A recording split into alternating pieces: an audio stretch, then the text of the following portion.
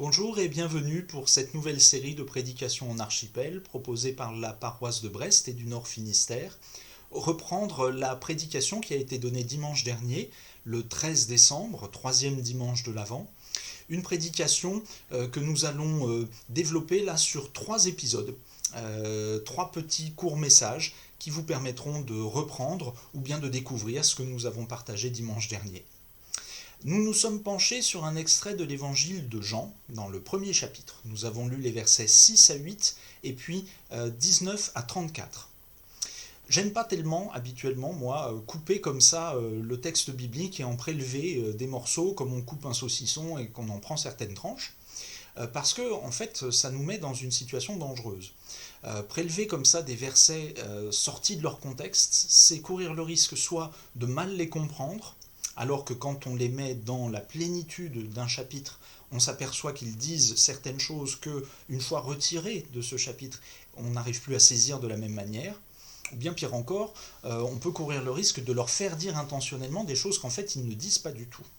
Donc il faut faire très attention à ça en général. Et là pourtant je l'ai fait, parce que si, comme moi, vous reprenez l'ensemble de ce chapitre 1 de l'évangile de Jean, ce que je vous invite à faire chez vous, vous apercevrez que ces versets-là, 6 à 8, 19, 34, eh bien on peut les comprendre par eux-mêmes, parce qu'ils mettent une focale sur la personne de Jean le Baptiste. Et ça paraît cohérent avec ce qu'on a vu par exemple la semaine dernière, puisque déjà on s'était intéressé à Jean le Baptiste en tant que figure de témoin. Et il m'a paru donc intéressant de reprendre ça et de me pencher sur cette personne, parce que quand on regarde bien ce passage, ça nous permet de nous apercevoir qu'il y a énormément de points communs entre Jean le Baptiste et nous aujourd'hui, dans notre situation de chrétien. Oui, nous ressemblons beaucoup, à maints égards, à Jean le Baptiste. Mais aussi, il y a des différences. Et si elles sont moins nombreuses, finalement, peut-être que les points communs, elles sont peut-être beaucoup plus fondamentales. Et quand on regarde tout ça, quand on fait le bilan, ça nous aide à mieux comprendre notre situation de chrétien au XXIe siècle, maintenant encore aujourd'hui, pour le monde dans lequel nous sommes. Alors je vous propose de reprendre maintenant ces versets, et particulièrement le tout premier, le verset 6, qui nous dit « Il y eut un homme envoyé par Dieu. Son nom était Jean.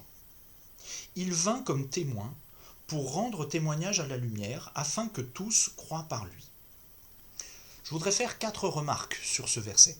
Rassurez-vous, il n'y aura pas 4 remarques comme ça sur tous les versets qui vont suivre, on n'en finirait plus sinon. Mais celui-là, il a, je crois, vraiment des choses très importantes à nous dire. La première, c'est que nous sommes alors, dans ce verset 6, au cœur de ce qu'on appelle le prologue de l'évangile de Jean.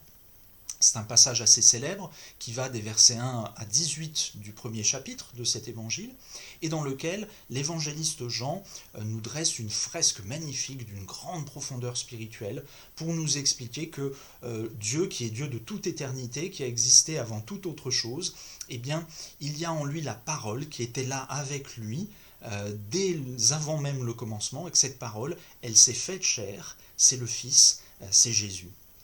Au cœur de ce passage vraiment très spirituel, qu'on peut prendre un petit peu comme quelque chose un peu abstrait, un peu théorique, parfois peut-être compliqué même à comprendre, eh bien arrive le nom précis d'un être humain. Il y eut un homme envoyé par Dieu, son nom était Jean, Jean le Baptiste. Eh bien rien que ça vient nous dire que nous, en tant que chrétiens, dans le projet de Dieu, nous avons une très grande importance personnelle. Pas par nous-mêmes, mais parce que Dieu entend faire des choses avec nous.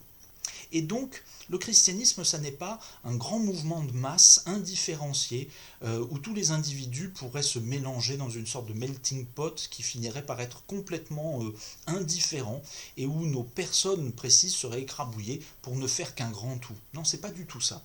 Nous avons chacun une grande importance personnelle et nous sommes appelés à être reconnus personnellement par Dieu, par les autres, pour le service auquel Dieu nous appelle. Quelque part, on peut presque se sentir appelé à prendre la place de Jean dans cette phrase et pouvoir dire « il y eut un homme, il y eut une femme, envoyée par Dieu, son nom était… » puis vous mettez votre prénom à la place. Il ne s'agit pas de se prendre très au sérieux par rapport à ça, mais vraiment parce que c'est ce que Dieu attend de chacun de nous. La deuxième remarque que je voudrais faire, c'est que Jean, là, est nommé comme témoin. C'est vraiment cet élément-là qui est central dans ce verset. Il sert de témoin, il était là pour donner un témoignage. On a déjà parlé beaucoup de cette notion pendant les dimanches précédents, et on la retrouve là vraiment. Oui, c'est ça notre rôle à tous en tant que chrétiens, être témoin, témoin du Christ. Notre Église protestante unie, elle avait même choisi ce slogan-là dans ses premiers temps, une Église de témoins. On va revenir là-dessus dans les prochains épisodes, mais je crois que c'est déjà très important de le noter là, tant cette notion-là est centrale. Mais d'ailleurs, et c'est le troisième point sur lequel je voudrais venir, on rend témoignage à quelque chose de particulier. Jean, l'évangéliste, nous dit bien à quoi Jean le Baptiste a rendu témoignage, à la lumière. Mine de rien, ça veut donc dire qu'il y a une lumière et qu'il n'y en a qu'une. Jean le Baptiste a rendu témoignage à la lumière, pas une lumière, la lumière. Jésus, bien sûr. Mais donc ça veut tous nous dire aussi que si nous sommes témoins, eh bien nous sommes témoins de quelque chose qui pour nous aussi est unique. Notre témoignage n'aura pas du tout de force si nous disons ben oui, je rends témoignage à ça, mais vous savez, il peut y avoir autre chose. C'est une lumière parmi d'autres, mais c'est pas la lumière. Pourquoi alors voudrions-nous arriver à témoigner de ça, prendre les risques qu'il faut pour le témoignage, si c'est finalement quelque chose d'aussi relatif que ça? Enfin, le dernier point que je voudrais souligner ici, c'est la fin de cette phrase. Le but de ce témoignage rendu à la lumière, afin que tous croient par lui. Oui, c'est ça notre finalité. On n'est pas juste là pour passer un relais, comme on dit, passer le témoin, évidemment. Non, c'est quelque chose de beaucoup plus important que ça, parce que lorsque nous rendons ce témoignage, nous continuons de cultiver nous-mêmes notre relation avec Jésus-Christ, et nous cherchons à faire venir d'autres personnes à cette relation. On ne cherche pas nécessairement à les faire venir dans l'Église. C'est pas ça le but. Afin que tous croient en lui, c'est pas afin que tous participent au seul mouvement d'une seule Église.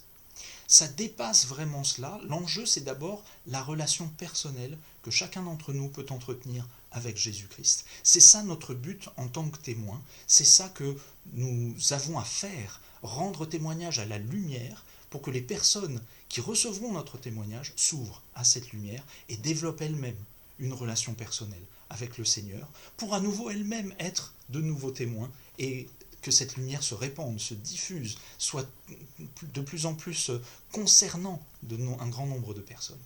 Alors en quoi peut consister ce témoignage? Ça, je vous propose de le voir dans notre prochain épisode de la prédication en archipel. À bientôt!